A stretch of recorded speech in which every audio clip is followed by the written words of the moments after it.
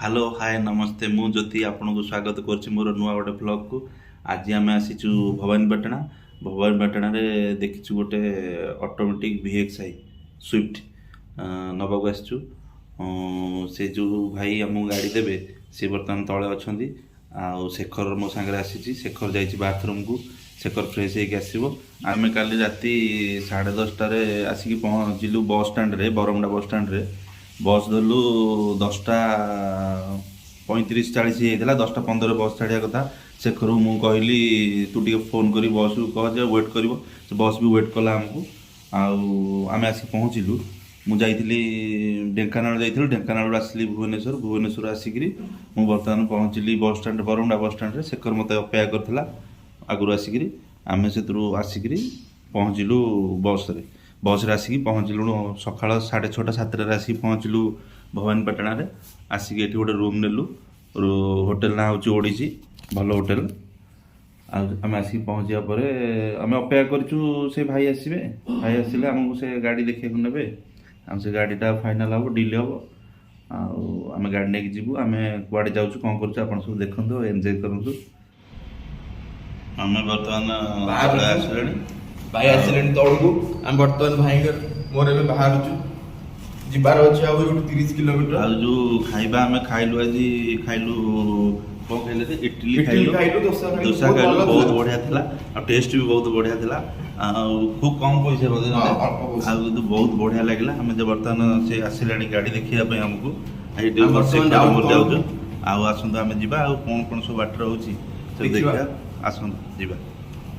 बर्तमान हम भाई आसी पहुंचले हम बर्तमान होटल रु बाहरचु गाड़ी देखिबा लागि जाउछु। भाई हम कोड जीवा कोड की जीवा हमें जीवा पाकिस्तान बॉर्डर पाकिस्तान जाउछु 30-40 किलोमीटर हो जानि न पर्टिकुलर को जगह को जाउछु बोले कहबा ए पाकिस्तान बॉर्डर पूरा पाकिस्तान हम जीवु अड़े तो गाड़ी हम बर्तमान भाई आसी पहुंचले हमें बर्तमान ताको कार रे जाउछु जो खरा हो बाइक कोडी नेबे देखिबा कोडी नेबे भवानीपाटना रे जो खरा हो जो खरा आ कहंतु प्रबल खरा हमको जना पड़ नथला जे तो हम एसी रू होटल तळु बाहर को आसी प्रबल खरा होची आ बहुत खरा।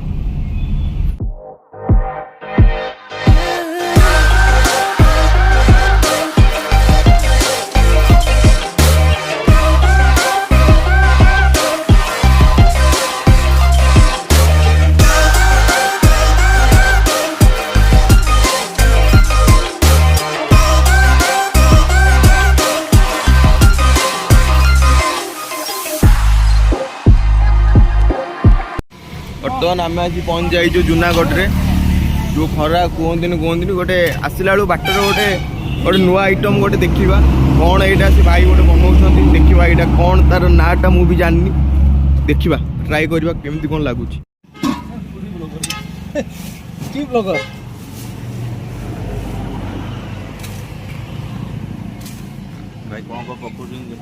भाई बर्तमान ये नुआ जिन भाई या ना कौन यहाँ चाट यहाँ ना कोन ना कौन ये पापड़ी चाट कौन को पड़ी ना मो पापड़ी चाट ना कोन थिबो अलगा कौन गोड दा करो ना किछि नहीं ना जायदा ना सेमती किछि नहीं देखलो मोला वाला भल लागिया दरकार पापड़ी चाट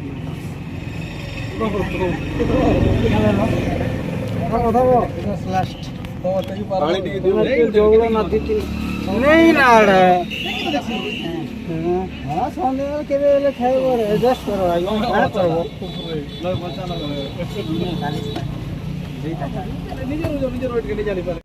बर्तमान आम बुली बुली आसिक पहुँचलु गोटे ढाबार ढाबार ना गोविंद ढाबा।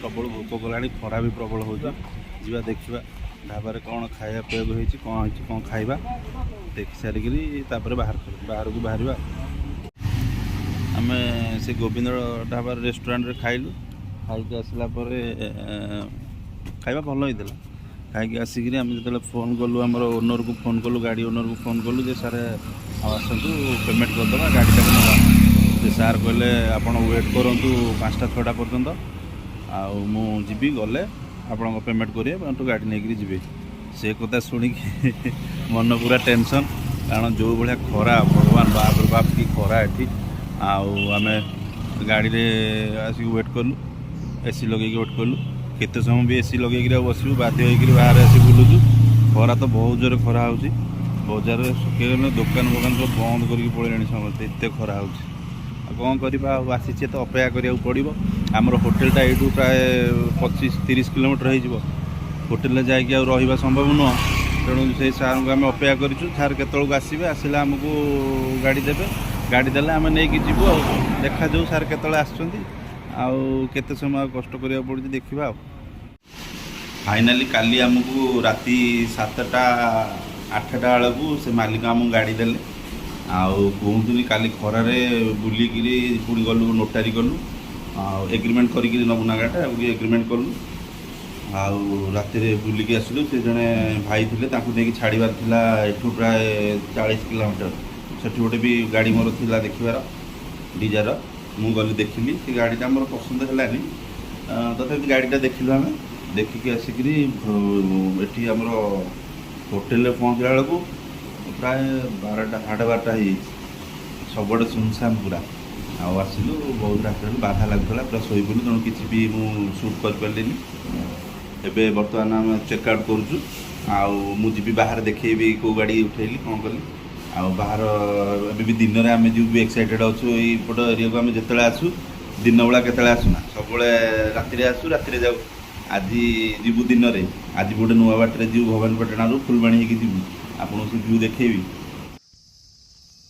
आम बाटर आसला बेलू देखिलु गोटे एक्सीडेंट देखो केते केते काच पड़ी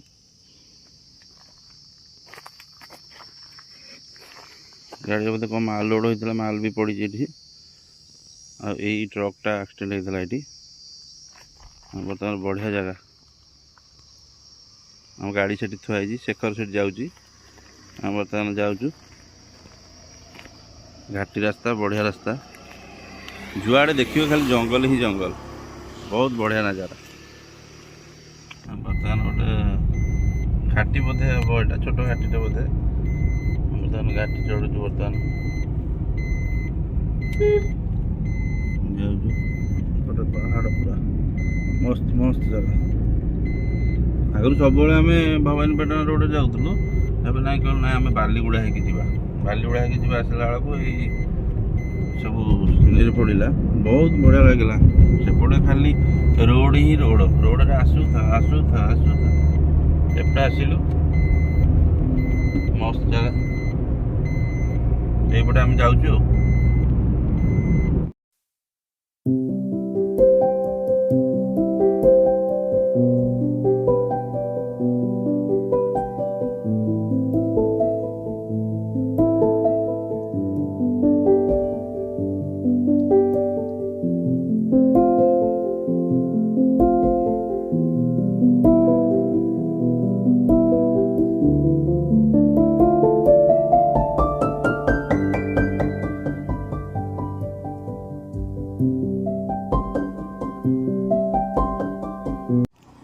मुझे बाटे आसला मुझे गोटे जिन देखेनी जो आज एत पाला मुझे देखेनी यही गाड़ीटा को आम आनी यही गाड़ी आम काली दिन जाक टायर्ड राति भी शोचु मस्त पूरा शोचु गाड़ीटा बहुत बढ़िया अच्छी स्विफ्ट गाड़ीटा आई गाड़ी आम जाइलु यही गाड़ी ही आणिलु मुझे देखे बोली आपको देखेनी शेखर जो नहीं आसला एपट रोड में मस्त जगह देखते जगह पूरा पूरा मस्त जगह एपटे सब ये भी देखो व्यू देखो पूरा मस्त पूरा मोबाइल केमती लगुच आपन को भाई ना कह एमती लगे मोबाइल जगह पूरा रोड सुनसान तुम कहूल सेपट जावाकू ना राति किंतु रोड ठीक नुह जिते दूर मुझे भावुची किंतु दिन पूरा रास्ता पूरा मस्त आसवे किसी बिंदास पूरा आसवे आम पूरा एंजॉय करछु पूरा रास्ता पूरा मस्त पूरा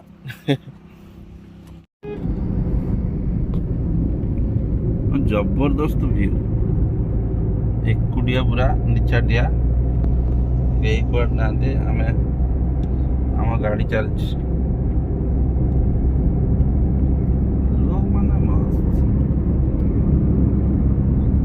शेखर पूरा खुशी सेपटे खाली रोड देखी जाए ना एपटे खाली जंगल देखिए जाऊँ गोरु गाई गुड़ा भी रोड पर आसिक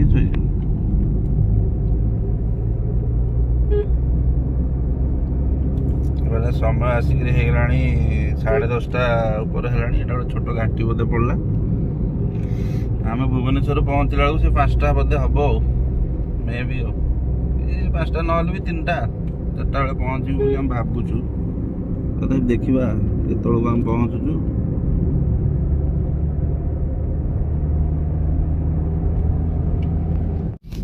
ଆମେ ବର୍ତ୍ତମାନ ଗୋଟେ ଅଲଗା ରୁଟ୍ରେ ପଶିଲୁ। ନାଭିଗେସନ୍ ଦେଖିଲୁ, ନାଭିଗେସନ୍ ଦେଖାଉଛି ଏଇ ରୁଟ୍ରେ ଯାଆନ୍ତୁ ବୋଲି। ଏଇ ରୁଟ୍ରେ ଯାଉଛୁ କିନ୍ତୁ ପୁରା ଘଞ୍ଚ ଜଙ୍ଗଲ। ଦେଖନ୍ତୁ ପୁରା ଜଙ୍ଗଲ, ଛୋଟ ରୋଡ଼ ପୁରା। ଆମକୁ ଡର ବି ଲାଗିଲାଣି। ଆଉ ଗାଡ଼ିରେ ବି ତେଲ ନାହିଁ, ତେଲ ସରିଲାଣି ଗାଡ଼ିରେ। କିନ୍ତୁ ଯେହେତୁ ନାଭିଗେସନ୍ ଦେଖାଉଛି ଏପଟେ ସର୍ଟକଟ୍ ବାଟ, ଆମେ ଗୋଟେ ରିକ୍ସ ନେଇକି ଯାଉଛୁ। ଆଉ ଦେଖିବା କ'ଣ ହେଉଛି। ଆଉ ଆମେ ତ ଆସିଯାଇଛି, ପଶେଇ ସାରିଲୁଣି ଗାଡ଼ି। ଆଉ ଦେଖୁଛ କ'ଣ ହବ। ଆଉ ଭିଉଟା ଦେଖ କେମିତି ଅଛି।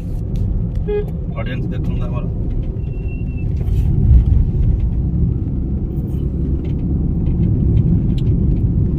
ତା ଭିତରେ ବି ବହୁତ ଭିତରେ ଆମେ ଅଛୁ। ତା ଭିତରେ ବି ବହୁତ ଗାଁ ଅଛି,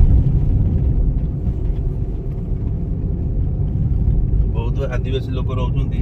ବଢ଼ିଆ ବଢ଼ିଆ ଛୋଟ ଛୋଟ ଗାଁ ଅଛି। ଆମେ ତ ଯାଉଛୁ ଆଉ ନାଭିଗେସନ୍ ତ ଦେଖାଉଛି, ଏଇ ରୋଡ଼ ଦେଖାଉଛି। ଆଗରେ ଗୋଟେ ଘାଟି ଅଛି ବୋଧେ, ଘାଟି ପଡ଼ିବ।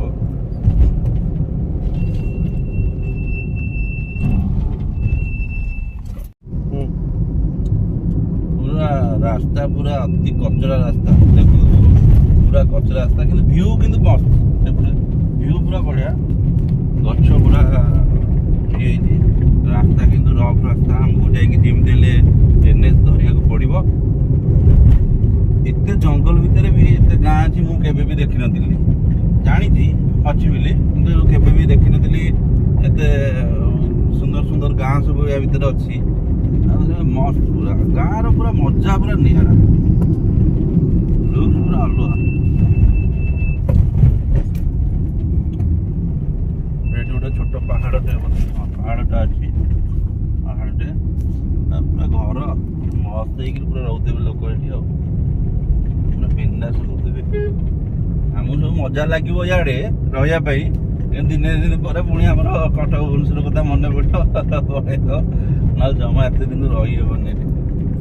ରାସ୍ତା ଆଗକୁ ଖରାପ ଅଛି ବୋଧେ, ପୁରା ଖରାପ। ଯାହା ହଉ ଆସିକି ତ ନାଭିଗେସନ୍ ଦେଖେଇଲା ଏଡ଼େ, ଯିବା ଆଉ ଦେଖିବା କ'ଣ ହେଉଛି। ଏଇ ଯେଉଁ ରାସ୍ତାରେ ଆମେ ଯାଉଛୁ, ମାନେ ଆମେ ଭାବି ପାରୁନୁ, କାହିଁକି ମୁଁ ପାରୁନି ଯେ ବର୍ତ୍ତମାନ ଆମେ ଯାଇକି NH ଧରିବା କି ଭୁବନେଶ୍ୱରରେ ପହଞ୍ଚିବା। ରାସ୍ତା ବେଳୁ ବେଳୁ ପୁରା ଖରାପ ଆସୁଛି।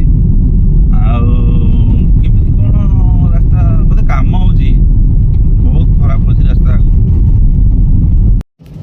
ଆମେ ବର୍ତ୍ତମାନ ଯାହା ହଉ ଗୋଟେ ଭଲ ରୋଡ଼ ଆମେ ପାଇଗଲୁ। ହେଲେ ଏ ଭଲ ରୋଡ଼ରୁ ଗୋଟେ 6-7 କିଲୋମିଟର ଗଲା ପରେ କହୁଛନ୍ତି ଗୋଟେ ଭଲ ରୋଡ଼ ଆସିବ ବୋଲି। ଆହୁରି ଭଲ ରୋଡ଼ ଆସିବ କି NH ମିଳିଯାଇପାରେ ମେ ବି। ତ ରୋଡ଼ ବଢ଼ିଆ ବଢ଼ିଆ ରୋଡ଼ ପଳେଇ ଆସିଲା, ବଢ଼ିଆ ରୋଡ଼ ପଳେଇ ଆସିଲା। ଆମେ ବ୍ୟସ୍ତ ହେଉଥିଲୁ, ଯାହା ହଉ ଠାକୁରଙ୍କ ଆଶୀର୍ବାଦରୁ ଆମେ ପହଞ୍ଚିଗଲୁ। ବଢ଼ିଆ ଭିଉଟା ବେ। ଦେଖିଲୁ ପାହାଡ଼ଟା କ'ଣ ହେଇଛି। ଶେଖର ମନ ପୁରା ଖୁସି ହେଇଛି। ଆଜି ପାହାଡ଼ ପର୍ବତ ଦେଖିକି ଯାଉଛି। ଆଉ ଦେଖ ଦେଖ କେତେ ସୁନ୍ଦର ପାହାଡ଼, ମସ୍ତ ପାହାଡ଼ ହେଇଛି। ଏପଟଟା ଦେଖିଲୁ, ସେପଟଟା ବାଁ ପଟଟା ଦେଖିଲୁ। ଏଇଠି ଦେଖ, ଏଇଠି ଦେଖ, ଏପଟ ଦେଖ, ସେଇଟା ଦେଖ, କେତେ ବଢ଼ିଆ ହେଇଛି। ଫୁଲ୍ ପଇସା ଆସୁଛନ୍ତି, ମସ୍ତ ଲାଗୁଛି।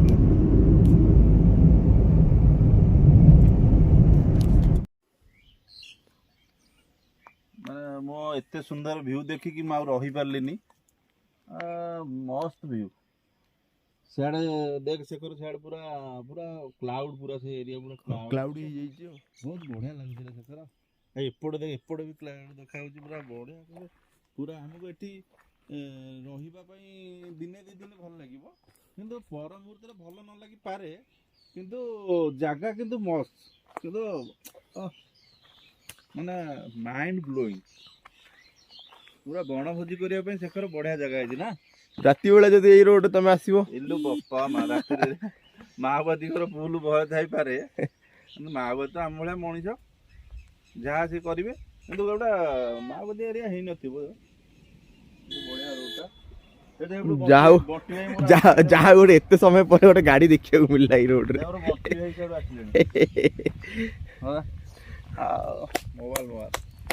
ପୁରା ଏତେ ଦିନ ପରେ ଆଜି ମୁଁ ପୁରା ଏତେ ଖୁସି ପୁରା ଗାଁର ଲୁକ୍ ପୁରା ମସ୍ତ। ମତେ ତ ବହୁତ ବଢିଆ ଲାଗିଲା। ସେ କଥା ତ କେମିତି ଲାଗିଲା? ମତେ ବହୁତ ବଢିଆ ଲାଗୁଛି। ଏଇ ଯୋଉ ଭିଉ ମସ୍ତ ବି। ମୁଁ ବହୁତ ଜାଗା ବୁଲିଛି କିନ୍ତୁ ଆଜି ଯାହା ହଉ ଠାକୁରଙ୍କ ଦୟାରୁ ଗୋଟେ ଏମିତି ଜାଗାରେ ଆସିକି ଫସିଲି ମସ୍ତ ଲାଗୁଛି।